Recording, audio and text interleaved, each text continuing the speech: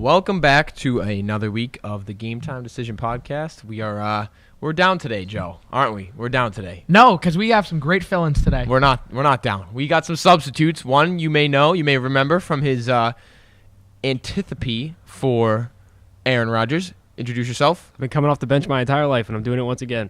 Ben Pierce, and a esteemed writer who is new to the podcast. We wholeheartedly welcome Daniel Barletta. Hey, how you guys doing? Another Saugus guy. We call him Dbars, but yeah. So here we are. Glad to be here. Glad to have the whole restructured crew together. We got a lot to talk about. I'd say more than last week for sure. Oh, absolutely. A lot of offseason Red Sox stuff. Trades. Some trades. Joe, you said you had something to say about the Sale trade. Obviously, that's the forefront of the news for the Red Sox. What's up? Well, I just want to say that the Chicago White Sox, Rick Hahn, Kenny Williams, you guys have won the offseason. You guys took a farm system, which according to MLB.com, had 2 prospects in the top 100, none of which were in the top 50. And now you have number 1, Yoan Moncada, number 3, Lucas Giolito, number 31, Michael Kopech, and number 38, Ronaldo Lopez. And you also have I the probably Nationals. know who all those guys are. Just going to say, I'm a prospect junkie. I love them. I follow that. Baseball is my favorite sport.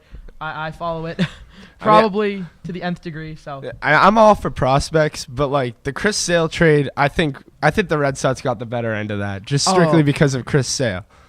Chris Sale, he's already a superstar in the MLB. Like Yoan Moncada, like he could be great, he could just be average, he could be a complete flop. But like you don't know that. Whereas Chris Sale, you're getting 3 years of him. I think they only have $38 million to pay him. What's he, 27 years old? Yeah. He's still young. $38 million over the next 3 years. He's worth well over $20 million a year. Like as far as like the way the pitchers are paid now. I understand your point, and Chris Sale is the best pitcher in the American League. Oh, 100%. 100%. I love Chris Sale. And it's not even that trade that angers me the most. It's the other things that Dave Dombrowski has done to completely decimate one of the best farm systems in baseball. Hey, he let go of Adams' boy. No, the Pomerantz trade, not the best. I'll agree with that. One of the worst trades of all time. I'll agree with that. Just looking at this, if you go back to at this time last year in the Red Sox farm system, number 1 prospect, Yoan Moncada, is gone. Our number 3 prospect, this is from last year, Anderson Espinoza, is gone. Yep. Manuel Margot, gone in the Kimbrel trade Joe, last year. who determines their number 1, their number 3? Is it like there's different rankings. A scout rank or something like that? Baseball America, MLB.com. There's this website MLB.com, which I rely on, which I'm on right now, is Sox Prospects, and they kind of combine all these rankings. And what you do when you rank prospects, for positional players, or for all of them, they're on a scale from 20 to 80, 20 being well below average, and 80 being the best, with 50 being MLB average. So if you look at Moncada, he's like a 70 with his hitting tool. His defense is graded around a 55, which is slightly above average. His arm is solid. His power's solid. They projected him out. Jim Bowden said this last year, to be a Robinson Cano or a Carlos Beltran type bat with way more Seattle speed. Mariners Robinson Cano. I hate those type of like you're comparing somebody to somebody who's already done everything they have in the MLB. Like I feel like you can't say that about somebody who has never prospect. swung an MLB. Wait, no. The best thing to do is, those guys that you mentioned who were given up by Dombrowski, where are they now? Like, what are they doing right now? They're still in the minor leagues because we've only had Dombrowski Hear for me 14 out. months. There's prospect busts, I'd say, are just as common as like prospects who do as well as expected. Yeah. But Johnny Manziel. That's football. That's football, and that was a bad pick. Rusney Castillo. Don't worry about the pick. He was Pretty horrible. I don't know where is he now? I don't know where he is. I think he's still in AAA, still making more money than half of the MLB. Yeah, exactly. But if you look at, And wasn't that Sherrington? of course, you have the obvious guys who are going to be like in the top 100. Not all of them are going to pan out, but number 1 overall prospects almost always pan out. Byron Buxton was at the top of that list like the past 2 years, and he has not performed. Corey the potential. Seager was number 1 at the start of the year, rookie of the year. He did a good year. And there was another trade. Mitch Moreland, is that? Yeah, we signed him. Yeah, we signed Mitch Moreland. For a year. I really like that, especially since, of course, with Ortiz retiring, my like plan for the Sox, like I thought they were gonna make Hanley Ramirez the DH and move Travis Shaw to like the everyday first baseman. They got rid of him. In the the reliever Thornburg? Thornburg. Yeah. So and now I think signing Moreland, he's a solid hitter. I mean, he won't bat over like 250, but he'll give you some home runs, pop out of the first base. He won a Gold Glove last year. Yeah, no one's expecting a ton out of him. I'm not really a fan of the Thornburg trade because I mean, yeah, if you look, I agree. He has arm problems, and it's not the Travis Shaw. Travis Shaw to me is pretty useless, but it's Mauricio Dubon who he gave up, who was the 9th prospect in our system, who really just burst onto the scene last year, where he batted .323 last year in the minors. He really shot up through the system, and I think if you're going to be giving up guys like Basabe, Moncada, all those guys, you're going to need to keep some of them. And Dombrowski, so the Sale trade, if you ask me would I do it again, yes. Yeah, I like the Sale trade very much. Because it's Chris Sale, and if after seeing what the Nationals gave up for Adam Eaton, which is absolutely disgusting because Adam Eaton is a fringe all-star at best. I know all these guys rely on WAR, 6.2 WAR, this and that, so many runs saved. Is Adam Eaton a fraud? I'm not going to say he's a fraud. Okay. He's a decent He's major fine. leaguer. He's not worth what the Nationals did. Not even close. Not at all. So Adam's potential boy, Koji Uehara, he's no longer a Red Sox.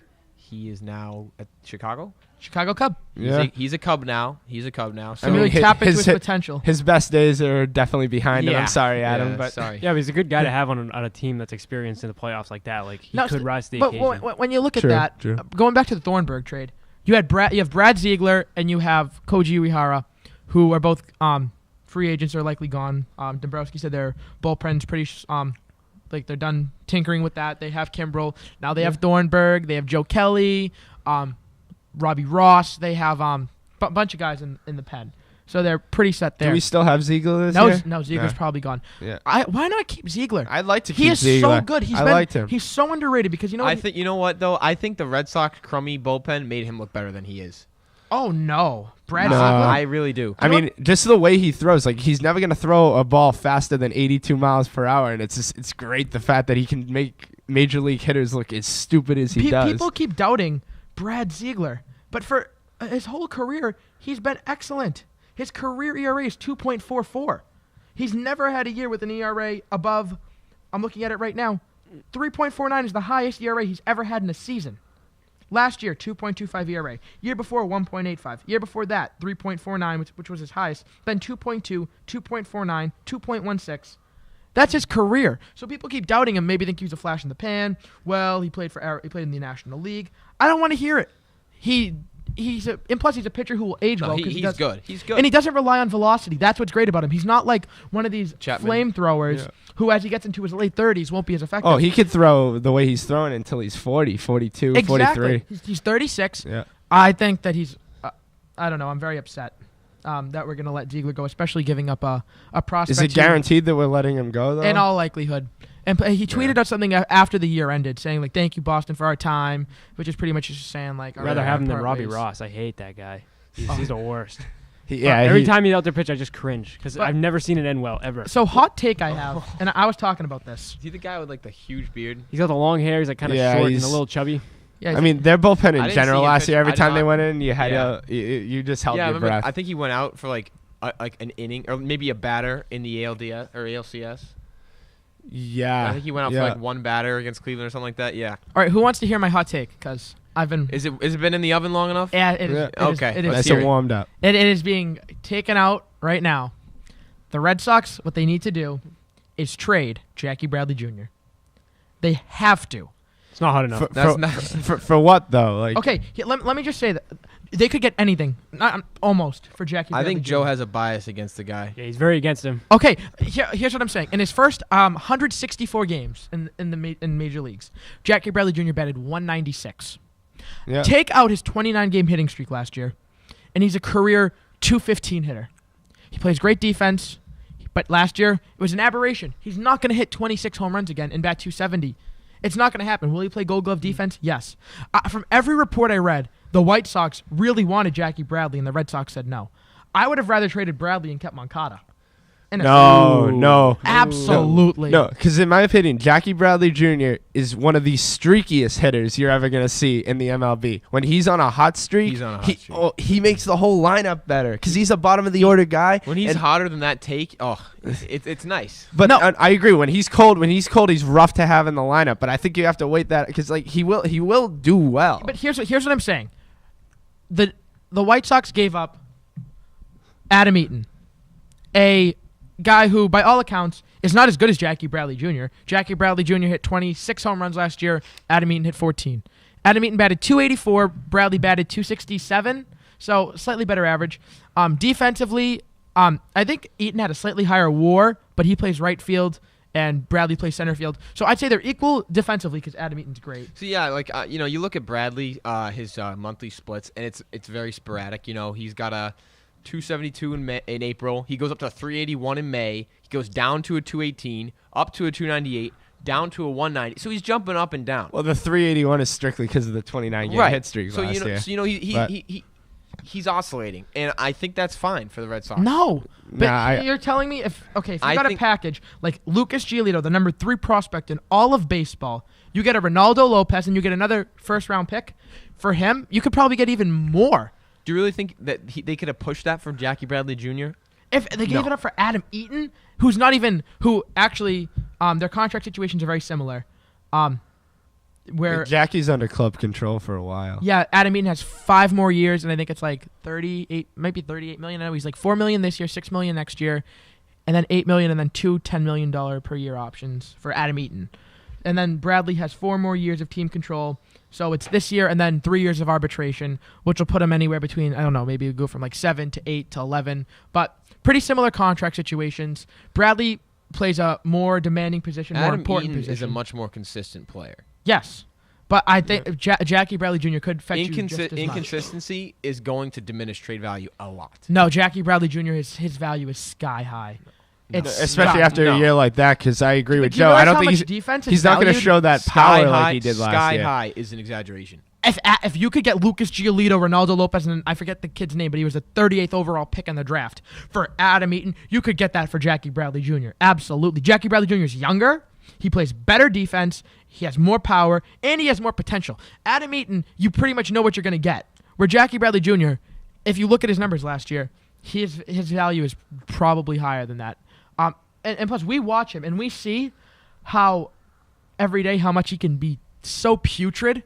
But a lot of teams, although they have scouts and they watch all the games, they might be a little more prone to being tricked, especially the Nationals. Obviously, that's off the table now. But they made such a panic move because they missed out on Sale, they missed out on McCutchen, and they made a panic move. And Dave Dombrowski doesn't want to trade Bradley. But what I would have done for Sale is I would have done the same package except kept Moncada, trade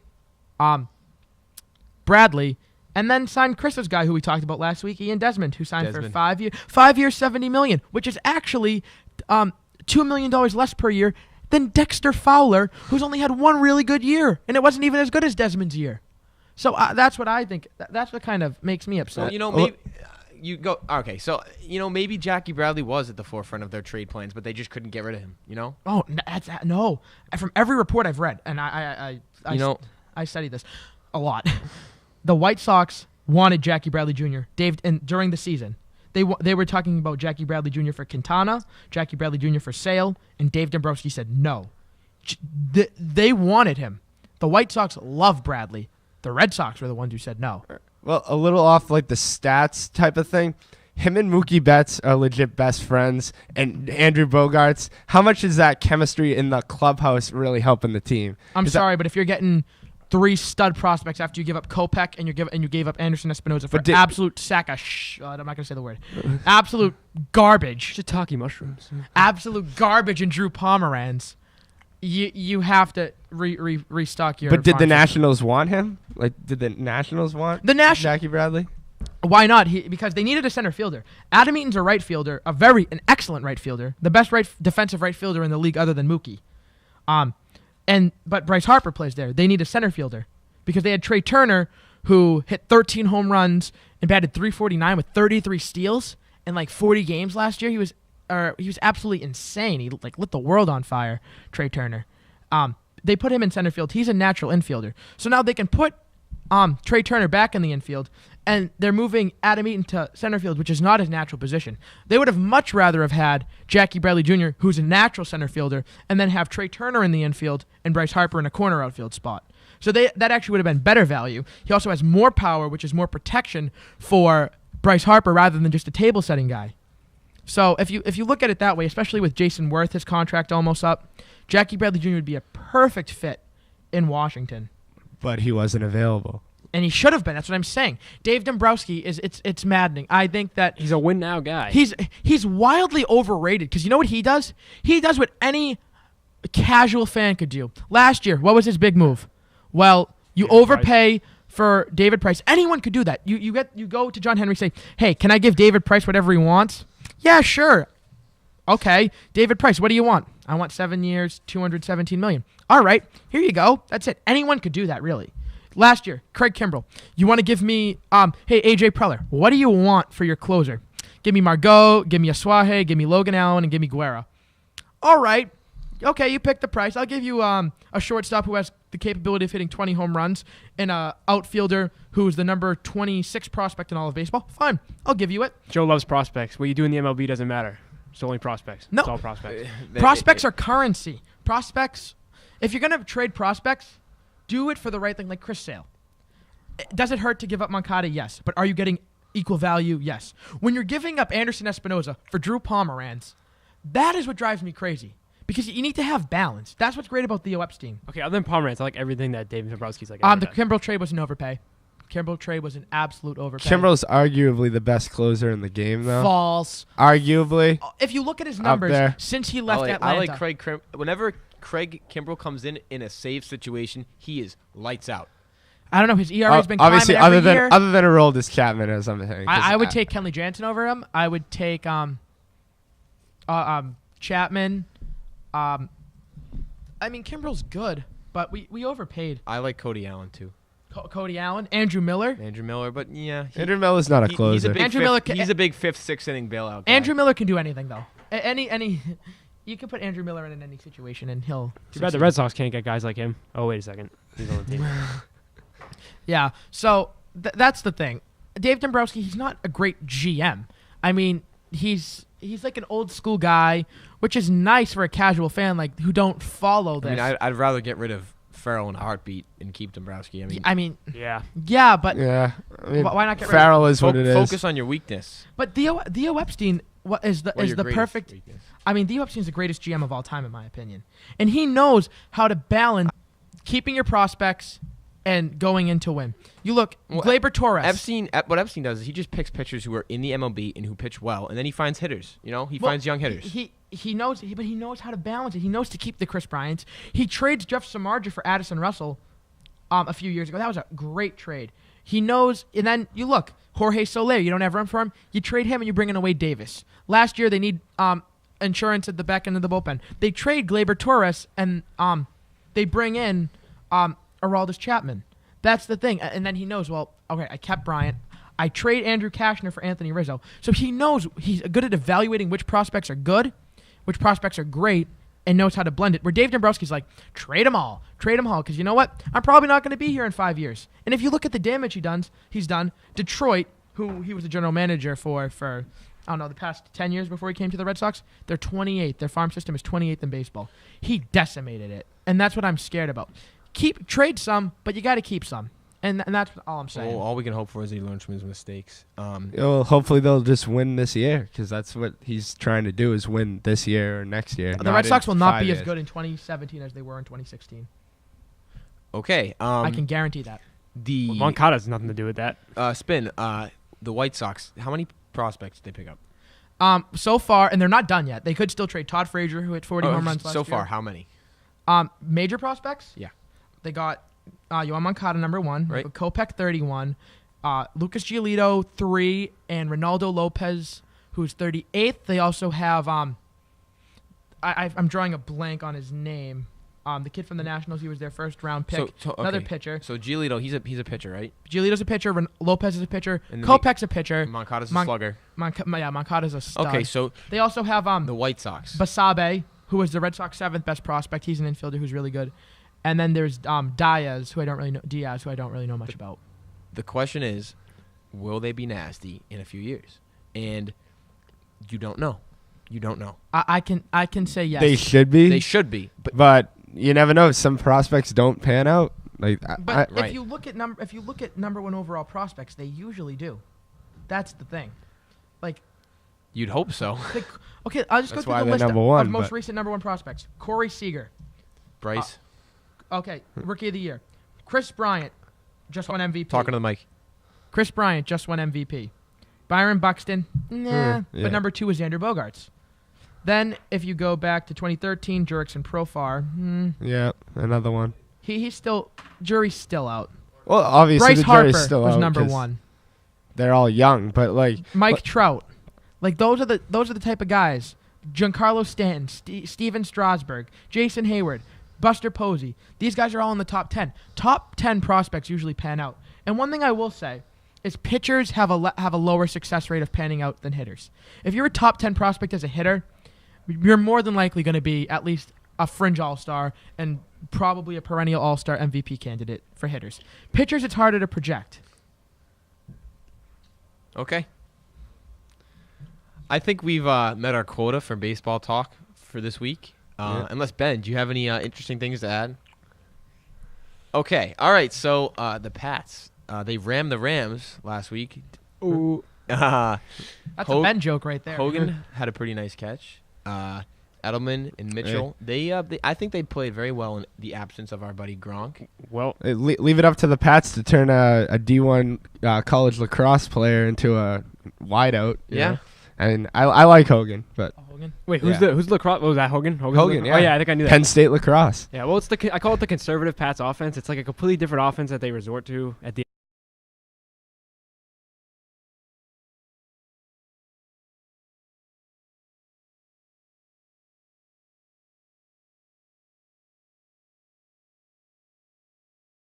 end of this, either at the end of the season when they're trying to protect guys or when they lose a guy like Gronk, and it still works out most of the time against the bad teams like the Rams. The Rams are horrible, but they're gonna have to pick it up a little bit down the stretch. Like I think against the Ravens, they got to be a little more aggressive. They're gonna have to throw it a little bit more. Do you know what? Do you know what that game tells me about the Patriots going into the playoffs and further into the season? What? Nothing. You played crap. You played Jared Goff, who can't tell his Jared ass Goof. I from like to his call him Jared Goof. elbow. He's lost. Of course we beat them. They're a terrible team, and Fisher's a terrible coach. Hey, I've heard people say nothing is something. No, I agree. That game it wasn't exciting. It an wasn't a exhibition. game. I tuned into Red Zone all day. I wasn't even really watching the game. It was just a regular. I mean, the Pats were supposed to It was win, an and they exhibition. won. Yeah. So this week though, I We really will don't know. lose. I really don't know because Joe Flacco, as Ben was telling me earlier, very inconsistent. But he had a monster week last week. I mean, Flacco, he does what he does, and I don't know. I mean, the Pats, it'll be a close game, but I could definitely see the Ravens like upsetting the Patriots. They're gonna have to protect Brady. As long as Brady's protected on the offensive side for the Patriots, which they've been doing a pretty good job of over the past a month, I'd say. So if he stays upright, he'll find the open guy, and the offense will go. But they have to protect him. Do you think Bennett will they'll sling the ball to him a few times? They're gonna have to try to because they have to. he's on a downhill slope right now. I mean, I like Bennett. Like Gronk being out is huge, but I'm honestly sick of Gronk. Like he's so annoying with his injuries. He played a full season last year pretty much, and he played great. It was awesome, but you can't expect that out of him every year. 2 years ago, he did it too. He- Full season 2 years ago. Yeah, you can't expect him to play 16 games because it's just not going to happen. Honestly, he one thing never I plays say 16 games. Is I say you sit Gronk out for the first. You play him selectively. Like if you have a game, and I know Bill Belichick is just a purist in terms of football players play football. We play the game, all 3 phases. That's why Gronk broke his arm 4 years ago against the Colts, blocking on an extra point. Why is Gronk out there blocking on an extra point against the Colts in a blowout win? Who knows? But Belichick says that gives us the best chance to win. So, but honestly, when you have a guy like Gronk who is that dominant yet that fragile, It's 16 games is the full season, right? yeah. He hasn't played a full season since 2011. Well, 2000. He missed one game for the past 2 years. He played 7 games. They sat him in the last game of the season, 2014, because they already had the number one. And seed. the game before, and last year that was when he got hurt against the Broncos at the end of the game, in and he was out for 1 year. 2013, that was when he missed 7 games. That was when T.J. Ward tore his hit him ACL. low, yeah. But when you have a guy that, like I said, that dominant but that injury prone, you have to pick your spots. Like if you're playing against the Rams or the Browns, you know what, Rob, take this week off. Just get ready for the playoffs. Will he ever get right though? I honestly don't see him playing a full season ever again. I just can't. But you don't need him to do that though. No, you're right. You don't need him to. You'd hope him to. Over a football season, football is one of the most grueling sports. Everybody's hurt. Everybody's hurting in some way. You play through it, and I feel. And I'm not saying it's all his fault. Like sometimes he'll have injuries that you just can't play through. Well, like his injuries have gone back since college, like his back and all that. Yeah, stuff. you can't play through those. But it's just that just shows how fragile he is. Yeah. I mean, I don't know. He's the best tight end in the game when he plays. Best tight end ever. One thing I heard from a non-GTSN fellow, Kevin Driscoll, I asked him about Gronk, and Kevin loves Gronk, and he said that he explained Gronk's injuries as people in the league think he's bigger and tougher than he is, so they hit him harder, and that's how he goes down, and that's how he gets hurt. Do you buy into that? Well, because you can't bring him down, like, because of his size. Like he, if you ever seen him, his yards after catch are crazy just because it takes 3 guys pulling at him to get him down. And I think that's why he gets hurt more often than, say, other people. The gang tackles. I think he just plays hard. He like, leaves it all out there. I don't really think he does. I agree with that. He hits the ground, and he hits it hard. Like when he hurt his back, I mean, he just hit the ground hard. That was his first back injury since college, but, like, it is, right? It was, right? No, I don't think so. I think it was. I don't think he had a back injury before that. But he's a big guy, so he's gonna hit the ground hard, and then other people will. I mean, but there are other big guys who don't get injured as much. Jason Witten hasn't missed a game in 15 years. But he's not as explosive. No, he's not as explosive as Gronk, but he plays the same position. He's a himself. similar body size. He plays the same position. Takes pretty big tackle. I saw him get drilled a couple of weeks ago. The ball is just as much, I'd say. I wouldn't say just as much. He's not like their number, but on average he does because Gronk doesn't play. So very true. And like just the fact that he hasn't missed a game since 2004, awesome. 2000. Yeah, and I plus love he to was. see that. He's crazy. He's one of my favorite players. Yeah, I like Jason Witten. Here's one thing I would like to say, and this has been my biggest qualm with the Patriots. Qualm. Over the past. Over the pretty much Brady Belichick era, is they came out with this report. And it talks about salary cap and real money spent. Because the salary cap number in the NFL is a fake number. You can structure contracts to make it say, all right, we give them this bonus. Franchise tag. You put the franchise tag on somebody. So you can manipulate cap numbers. But in terms of real money spent, out of the 32 teams, the Patriots are 30th. And in the NFL, the rule, according to the CBA, is that you have to spend, in real money, 89% of the cap. So whatever the cap is, you have to spend at least 89% of that. Who's number one? Number one, I think it might be the Broncos or the Seahawks. They spend the most money. And then Miami's up there too. But I don't think is it the Seahawks? I feel like it's not the Seahawks because most of their guys were like they drafted. Who are they paying? Sherman. Well, they paid Cliff Averill. They paid Michael Bennett. Okay. Jimmy Graham. They have now. They gave Russell Wilson a big contract. Did they? Yep. Whoops. They gave Cam Chancellor a deal too. So yeah. According to this random website, it's the Chiefs, and then the Seahawks, and then the Broncos. Yeah, and then the Eagles, and then the Vikings, and then the Titans, and then the Bucks. Okay, all those teams right there are average teams. The Seahawks, extremely average. Average, except for this. Obviously, except for the Seahawks. Was Titans? Didn't the Broncos win the Super Bowl last year? Eagles are the definition of average. Bucks are average. Titans, definition of average.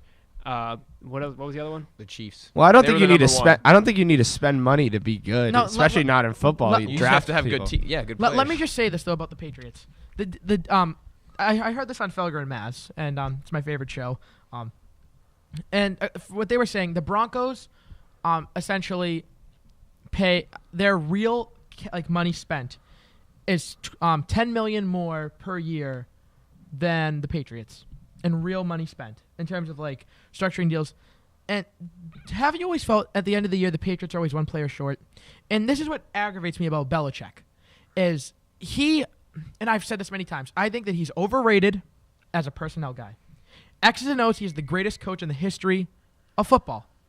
I won't even debate that. He's great. But he thinks he can do anything. He thinks just because he has Tom Brady, he can win the Super Bowl every year. And he has a chance to. But don't you want to see it with Tom Brady at the age of 39? You want to go for it. If that means spending, you look back, the Broncos, and this is a take I had. Even though Peyton Manning stunk last year, he was the reason why the Broncos won that Super Bowl.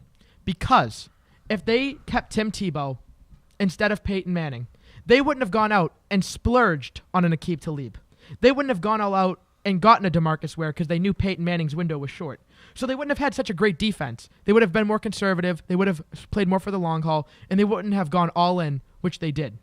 Okay, I get what you're saying, but I don't think that's. You can't say a lot like, of theorizing Yeah. going on there. I mean, you can live your whole life with what would have been, Peyton but Manning's the reason why the Broncos won, because without him, they wouldn't have had the inclination to sign all these guys. It's true. No, that's absolutely true. not necessarily. No, You can't because live. You can live. Oh, if I hadn't done this, then all this would have happened. No, everything happens for a reason.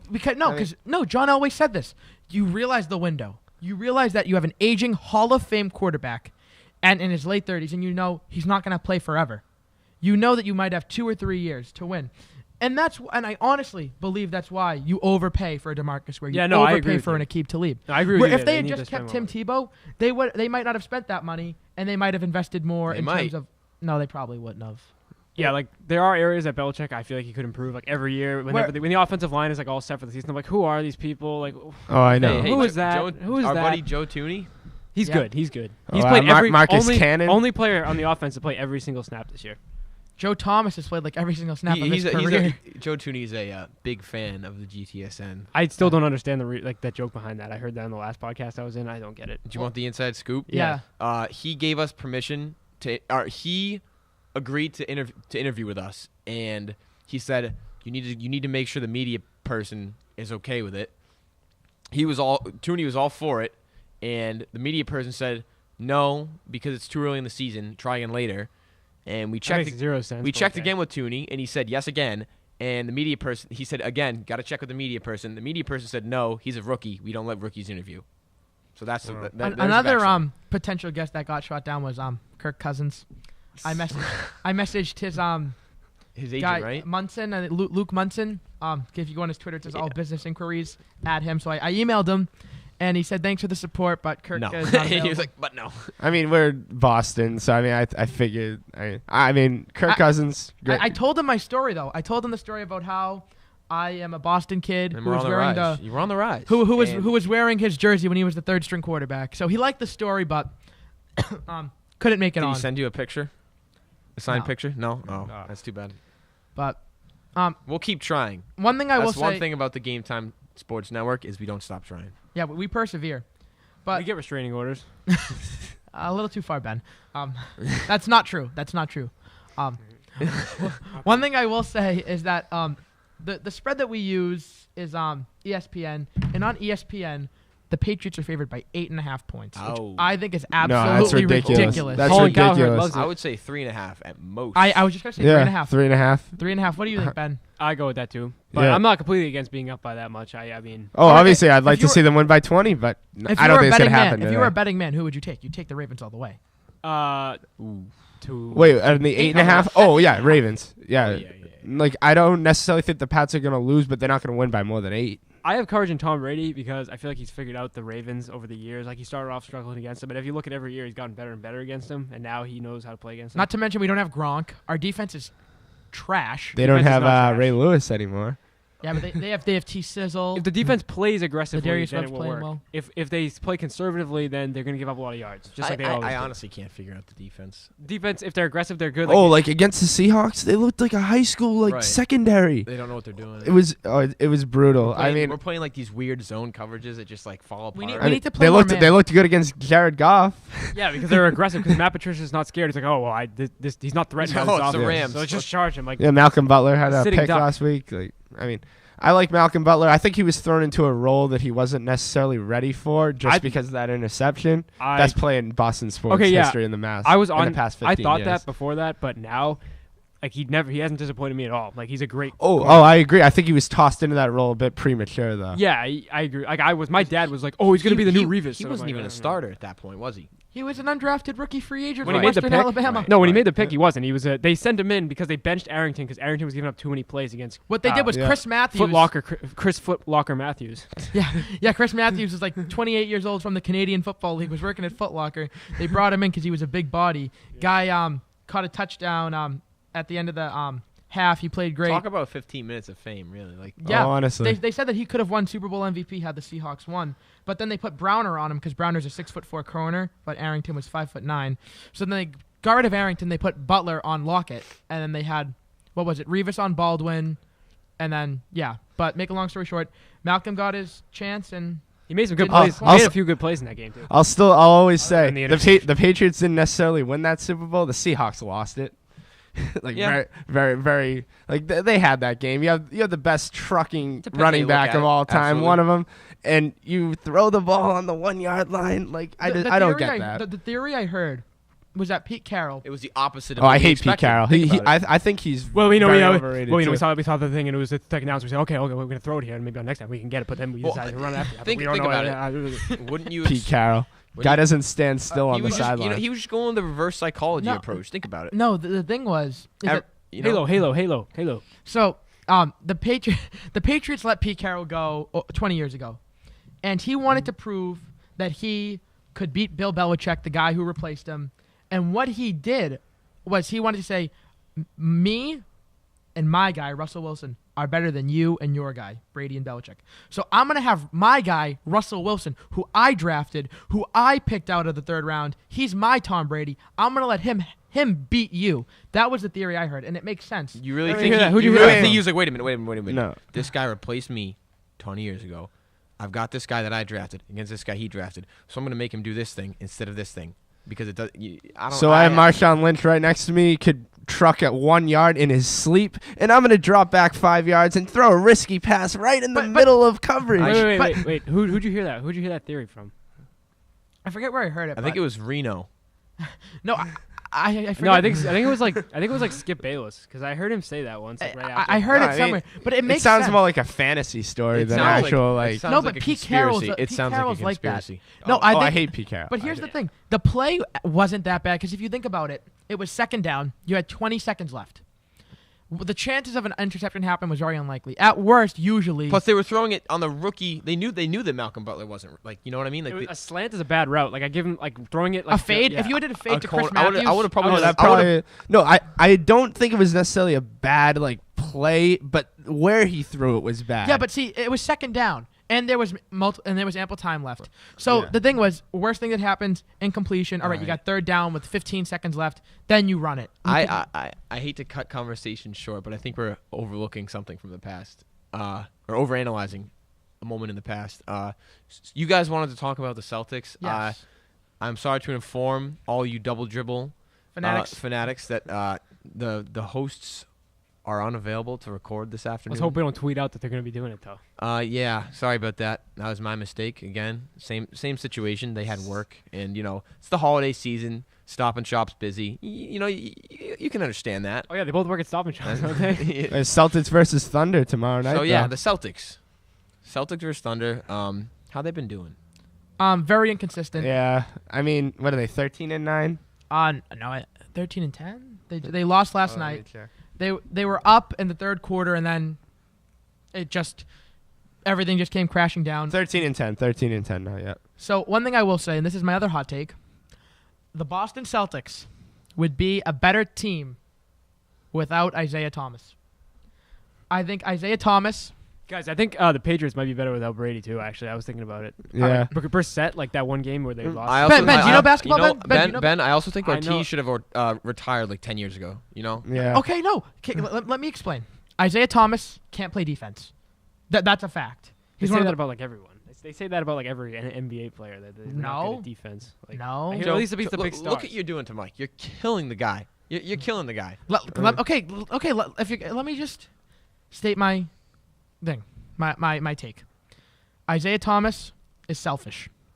He's very selfish. He takes way too many shots. If you look the way the ball moves, Isaiah, he has to be the star, and he has this chip on his shoulder. Which I'm not saying he's friends with Floyd. Floyd Mayweather. So I mean, he's got the namesake. He's got to live up to the namesake. But here's what I'm saying. He's 5'9". Everyone doubted him. He was the last pick in the draft. So he has a chip on his shoulder to prove everyone wrong. And he's doing that. But by doing that, he's putting too much weight on his shoulders. And to have yeah, that's what I thought. Isaiah Thomas has the highest assist average on the team, so you can't say he's selfish. I mean, he averages over 6 assists a game. Please do not argue with me about assists, because I watched Rajon Rondo, the most overrated player in Celtics history, the year after we traded Paul Pierce and Kevin Garnett. This makes me angry. I'm sorry if I'm screaming. No, I turned you down. Don't worry. This is maddening. Mute him. It is maddening because Rajon Rondo, I remember watching this. It was a fast break. He had to do a layup. He stole the ball, and he was going on a fast break. And what he did was he stopped, waited for Brandon Bass to come around so he could keep his streak of double-digit assist games alive. And that's what's so selfish because honestly, that's Rondo. That's Rondo. No, yeah, Rondo's a but completely assist different guy. stat is so overrated. Joe, so you're saying assists do not correlate to selfishness or selflessness? Absolutely not. You're crazy. No, you're crazy. Watch basketball and you will see. I watch the Celtics every night. What stat does?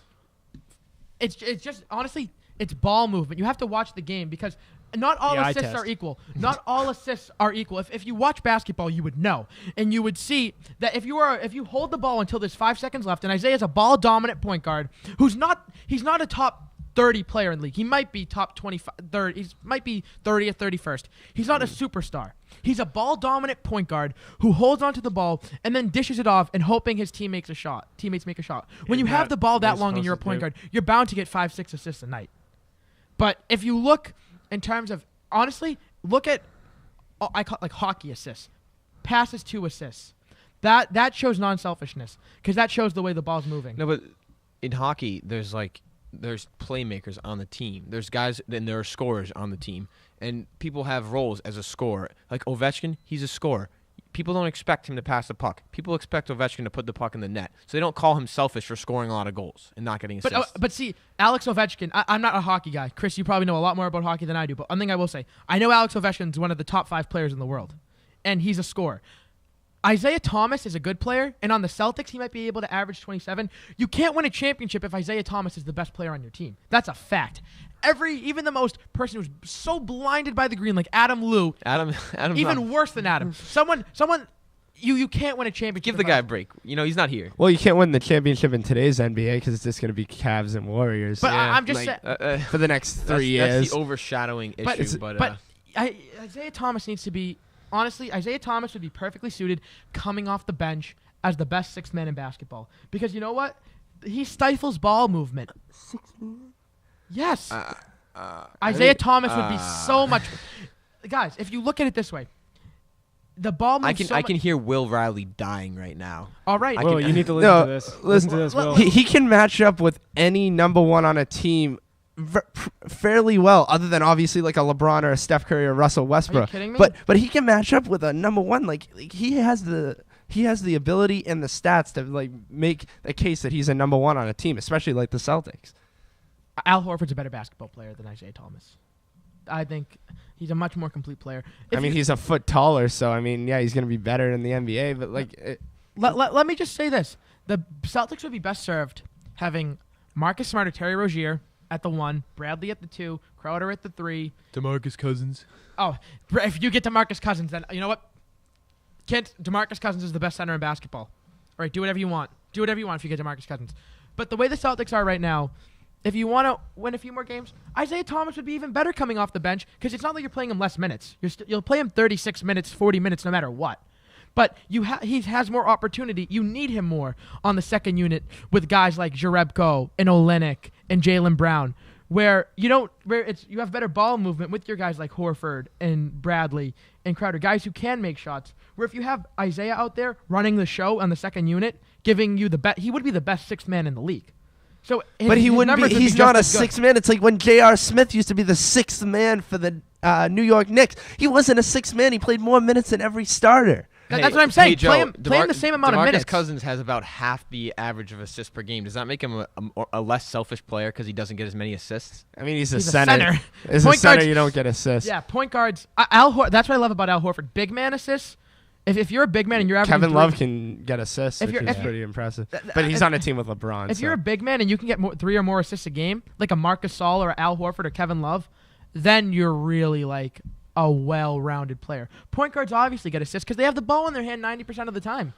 I like ball movement, and and Isaiah's not the guy that you defer to and say, you know what, last 2 minutes of a game, you do whatever you want. Isaiah's not that guy. There are only a handful of guys like that in the league. I would say that assists for a point guard, especially when Rondo had Ray Allen, if you're just a one-point guard, you hold the ball for 22 seconds, hit it off to Ray Allen in the corner, and that's an assist because he hits that every time.